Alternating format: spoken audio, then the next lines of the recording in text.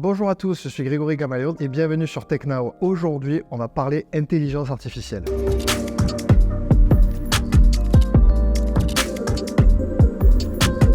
Alors il y a quelques mois, j'ai commencé à tester l'intelligence artificielle avec le logiciel Allison. C'est un logiciel de communication avec les patients, d'analyse des radios panoramiques. Donc on a cette page d'accueil, c'est la page dans laquelle on peut charger les radios. On a la page avec tous les patients à qui on a fait des radios. Quand on importe une radio, on peut tout de suite afficher ce qui se passe. En tout cas, ce que le logiciel, ce que l'algorithme va détecter. Et depuis, je m'en sers tous les jours pour mes protocoles et pour communiquer avec mes patients. Donc avec ce logiciel qui va nous aider à voir ce qui se passe, ça va m'aider aussi de vous parler de votre bouche. Donc là, ça va être peut-être l'occasion soit d'aller consulter un spécialiste en endodontie, soit peut-être vous faire une imagerie 3D. Alors aujourd'hui, on vit dans une société où on parle d'intelligence artificielle pour fabriquer des images avec des logiciels comme Midjourney, comme DALL-E. On discute avec ChatGPT et ça pourrait être une bonne idée pour nous aider dans notre pratique d'utiliser des intelligences artificielles qui vont venir nous aider pour soigner de mieux en mieux nos patients.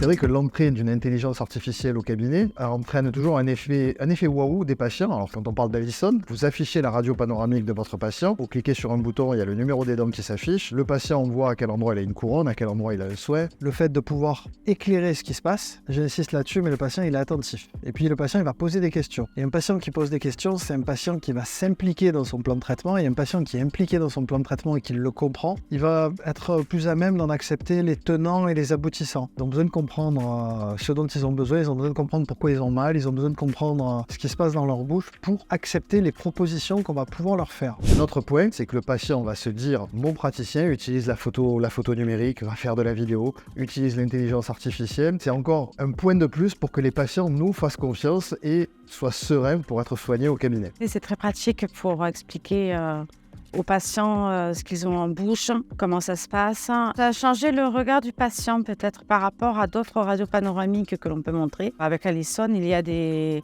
couleurs qui sont intéressantes pour pouvoir expliquer aux patients ce que nous, on voit aussi. Ça nous a changé aussi le fait de pouvoir exporter la radio et l'importer assez rapidement sur l'ordinateur cabinet pour que le praticien puisse voir et montrer aux patients comment ça se passe. Alors Allison, on l'a intégré assez facilement. C'est vrai que c'était plutôt, on va dire, facile côté faire la radio. Le patient, il tourne la tête directement, il voit que c'est assez coloré. Waouh, il y a plein de choses à faire. Et c'est vrai que nous, du coup, tout de suite, on l'importait sur l'ordinateur du cabinet d'à côté. Et tout de suite, le praticien avait la visu sur la radio panoramique. On a le nerf dentaire.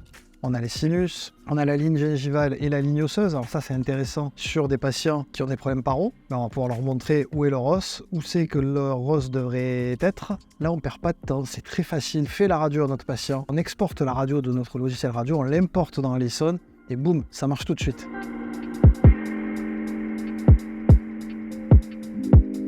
Le conseil que je peux donner, c'est de rester connecté, d'être curieux. On a la chance de vivre dans un monde qui est complètement connecté. Et il faut profiter de cette connexion, au-delà de tout ce qu'on a appris à la fac, de continuer à apprendre et de pouvoir échanger, parce qu'on a cette chance-là, de pouvoir échanger avec des praticiens du monde entier.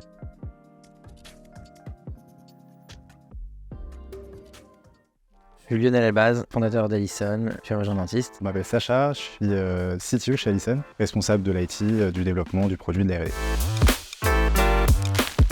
Allison, c'est un logiciel SaaS, donc c'est-à-dire qui est en cloud, donc disponible de n'importe où, qui permet d'améliorer la communication entre le praticien et le patient via des éléments visuels pour remettre au centre de la relation la confiance entre le praticien et ses patients.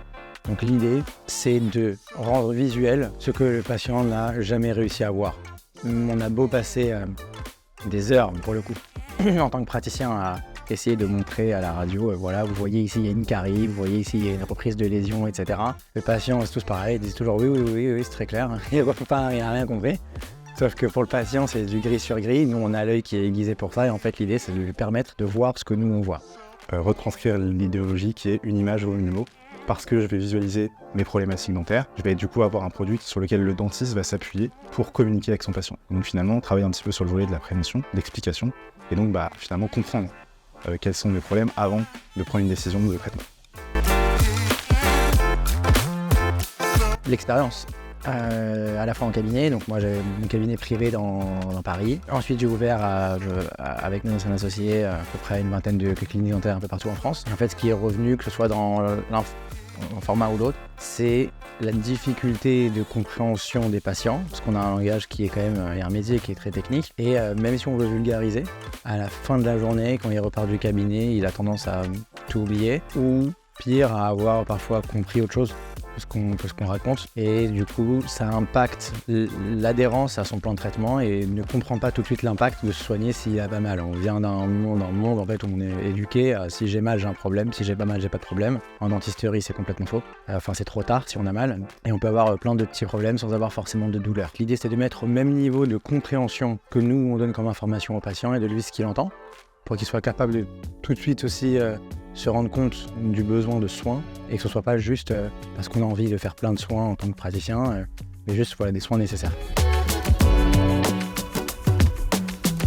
Chaque praticien a un peu sa façon de travailler et de s'organiser. Néanmoins, il y a un point commun à tous les praticiens. Ça suit le parcours patient et le parcours patient est globalement le même.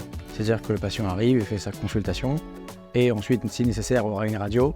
Et c'est à ce moment-là qu'en fait, il est utile d'avoir des outils visuels pour expliquer aux patients. Et donc, le produit a été construit pour suivre les étapes de consultation d'un patient.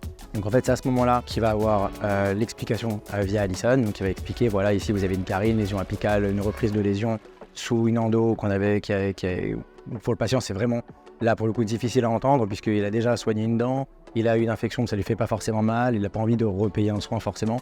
Donc là, c'est intéressant d'avoir cette information-là pour le patient. Et ensuite, au fur et à mesure qu'évolue la consultation, il va y avoir plein de petits outils qui vont permettre à chaque fois d'accompagner nos explications via des outils visuels. C'est-à-dire qu'après, une fois qu'on a expliqué les problèmes, on va expliquer les options de traitement. Et donc là, en fait, on a un petit outil qui permet d'avoir visuellement c'est quoi une bridge, c'est quoi un implant, c'est quoi une couronne, etc. pour en fait expliquer les deltas entre tel ou tel traitement pour que le patient puisse prendre une décision accompagnée du conseil praticien, bien sûr, mais une décision qui soit éclairée. Et enfin, on arrive sur la partie administrative, une fois qu'on a fait tout ça, donc on doit avoir un compte rendu, etc. Et donc là, en fait, on vient encore une fois aider le praticien en automatisant toutes ces tâches administratives qui nous font prendre un temps monstre, donc une valeur ajoutée pour nous dans la pratique, et donc on vient automatiser avec le logiciel. En réalité, toutes les disciplines commencent évidemment par l'Omni, puisque finalement, on s'attaque à l'asset principal qui est les radiologies dentaires dans lesquelles les Omni font face tous les jours. Plus on avance, plus forcément le produit se spécialise et répond finalement à des spécialités comme les parodontologistes, les implantos, etc. Au fur et à mesure, on vient alimenter tout notre portefeuille d'explications et de traitements, mais effectivement à la base, ça a été pensé pour la globalité de la pratique et au fur et à mesure, on ajoute les différentes spécialités.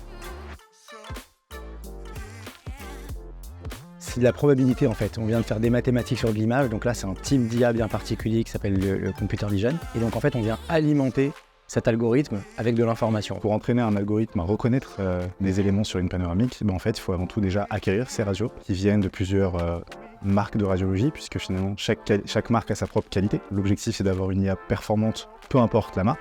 Ça, c'est le premier processus qui est du coup l'acquisition de données. Le deuxième qui va être du coup sur l'annotation. On va annoter, on va du coup donner la correction sur certaines images, potentiellement plusieurs milliers. Nous, on va du coup dessiner. Ce dessin-là est fait en général et dans le process Allison par des dentistes. Une radio n'est pas vue par un mais plusieurs dentistes. L'idée étant d'avoir un diagnostic le plus précis possible sur une radio avant qu'elle soit apprise et donc entraînée par le modèle. Ensuite, le processus est assez simple puisqu'il suffit finalement d'entraîner ces radios dans lesquelles on a la correction pour ensuite demain performer dans la vie réelle. Donc on vient lui dire voilà, ça c'est une carie, ça c'est une couronne, ça c'est une lésion, bref, toutes les choses qu'on peut voir. Et on va lui montrer une même image, donc par exemple une couronne, on va la montrer 500 000 fois, mais différentes couronnes, pour qu'en fait soit capable de reconnaître à la finale une image qui s'y apparente à 95% près. C'est ainsi qu'est alimenté l'IA et c'est surtout, et c'est très important, fait par des praticiens en interne chez Allison. La place d'Allison, non, je vais dire la place de la technologie en fait, et Allison vient composer cette brique technologique, mais la place de la technologie au sein de la pratique dentaire, je pense qu'elle est déjà grande et qu'elle en fait va prendre encore beaucoup plus d'ampleur dans les années à venir. On est à un tournant de la pratique dentaire, c'est-à-dire que on a beaucoup innové sur les hardware et les techniques de soins. Et là, on a un virage où en fait, on est en train d'évoluer sur le software. Tous les outils qui vont permettre au cabinet de monter de niveau. Ça peut être de monter de niveau en technicité avec des techniques de soins, mais ça peut être aussi de monter de niveau en communication avec les patients, en workflow, les infos qu'on partage entre différents praticiens. Ce qui va se passer, c'est que toutes les infos vont être au même endroit, à un endroit unique, où tout le monde pourra avoir accès à cette information-là de manière très très fluide. On aura toutes les infos et donc la brique technologique va permettre ça, de fluidifier le parcours patient et praticien et bien sûr d'améliorer la pratique dentaire. Et c'est pour ça que la technologie et l'IA, on va toujours parler de dentisterie augmentée, c'est-à-dire qu'il y a le praticien et on va augmenter ses performances grâce à la technologie. C'est l'essence même des équipes chez Allison. On pense déjà aux 3 versions qui sont en train d'arriver. L'idée, en fait, à la fin de la journée, Allison a vraiment pour objectif non pas juste de permettre la communication patient beaucoup plus fluide et d'améliorer la prévention, etc., mais d'harmoniser le cabinet et de le rendre complètement digital. L'évolution naturelle, évidemment, c'est notre maturité en lien avec la certification qu'on prépare, puisque demain, on sera un dispositif médical. Cette certification-là nous amènera à développer évidemment plein de possibilités. Des possibilités déjà, sur un asset qui est le plus complexe en dentisterie, qui est la 3D, sur lequel on va pouvoir faire plein de choses. La transition technologique dans une pratique comme la dentisterie est toujours un peu difficile à aborder, un peu comme quand on est passé à chaque fois une nouvelle ère en dentaire, l'implantologie, la 3D, etc. On est en train de passer ce cap-là et je pense que plus on va embrasser ces évolutions et les maîtriser, plus l'adoption se fera simplement en fait. C'est-à-dire qu'on peut essayer de limiter cette arrivée, mais en fait le plus simple c'est pas d'y confronter mais de la maîtriser.